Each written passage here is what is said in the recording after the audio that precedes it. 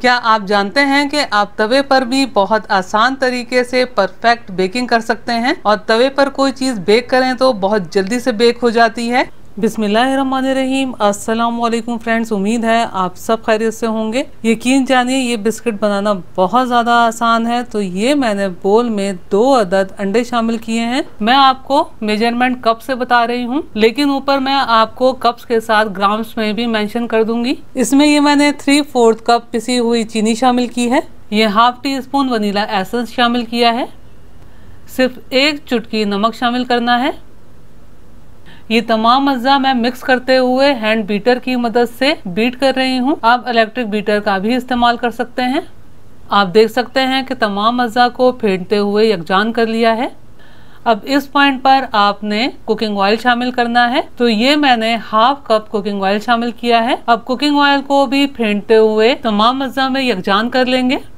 अब जरा आप ये बैटर को देखिए कि तमाम अज़ा आपस में मिक्स होकर यकजान हो गए हैं, यानी कि ऑयल आपको इसमें सेपरेट सा नजर नहीं आ रहा होगा। इस पॉइंट तक आपको बैटर को फेंटना है। लेकिन अगर आप अपने लिए आसानी चाहते हैं और आपके पास इलेक्ट्रिक बीटर मौजूद है तो आप इलेक्ट्रिक बीटर का इस्तेमाल कर लीजिएगा। बोल में ये मैंने 3.25 कप मैदा लिया है और इसमें ये मैंने 1 टीस्पून बेकिंग पाउडर शामिल किया है। अब बेकिंग पाउडर को मैदे में अच्छे तरीके से मिक्स कर लेंगे। ये बिस्किट्स के लिए मैदा बनकर तैयार है। अब लिक्विड में थोड़ा थोड़ा करके मैदा शामिल करेंगे और मिक्स करते चले जाएंगे।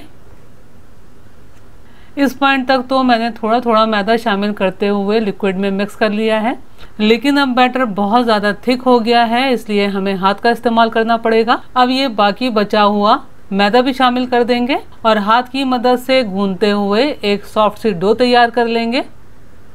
आप देख सकते हैं ये कितनी अच्छी, परफेक्ट और बिल्कुल स्मूथ बिस्किट्स के लिए डो बनकर तैयार है। बिस्किट्स के लिए डो तैयार करने के बाद आप अपने हिसाब से बिस्किट का कोई भी शेप दे सकते हैं। ये मैंने बटर पेपर लिया है और बटर पेपर के ऊपर बिस्किट्स की डो रखी है और हाथ की मदद से डो को फ्लैट कर लिया है। अब फ्लैट करने के बाद बेलन की मदद से फ्लैट करना है।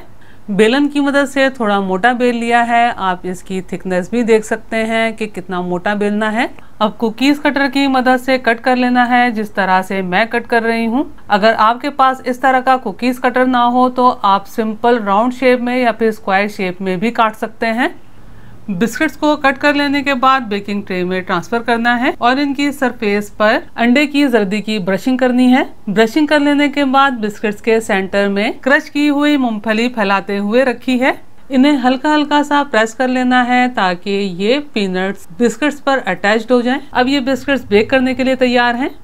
चूल्हे पर ये मैंने लोहे का तवा रखा है, जो कि हम रेगुलर तवा यूज करते हैं, और तवे पर एक स्टैंड रखा है। और कोशिश कीजिएगा कि थोड़े ऊंचे स्टैंड का इस्तेमाल करें और स्टैंड पर बिस्किट बेक करने के लिए रखे हैं। अब इस पर सिल्वर की देगची को उल्टा करके रखना है। तो पहले हम 2 से 3 minute medium to high flame पर बिस्किट्स को पकाएंगे ताकि तवा और पतीला प्री हीट हो जाए, और 2 से 3 मिनट बाद फ्लेम को बिल्कुल लो कर देना है।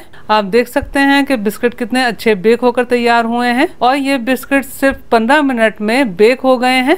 केक के मुकाबले में बिस्किट्स बहुत जल्दी बेक होकर तैयार हो जाते हैं, क्योंकि बिस्किट्स का बैटर डो फॉर्म में होता है, केक की तरह लिक्विड फॉर्म में नहीं होता। अब इन बिस्किट्स को रूम टेम्परेचर पर ठंडा होने देते हैं। सेम प्रोसेस से ये मैंने बिस्किट्स ओवन में बेक किए हैं, जो कि 180 डिग्री सेंटीग्रेड पर तकरीबन 20 मिनट में बेक हुए हैं। और यकीनन इलेक्ट्रिक ओवन में बेकिंग आपने ओवन को प्री हीट करने के बाद करनी है, और इलेक्ट्रिक ओवन में बेकिंग आपके ओवन के टेम्परेचर पर भी डिपेंड करती है। आप विदाउट ओवन और ओवन में बेक होने का फर्क देख सकते हैं कि दोनों तरह से बेकिंग में कोई फर्क नहीं है। बस जो हमने तवे पर बेक किए हैं इनका कलर बैक साइड से ओवन के मुकाबले में थोड़ा सा डार्क है।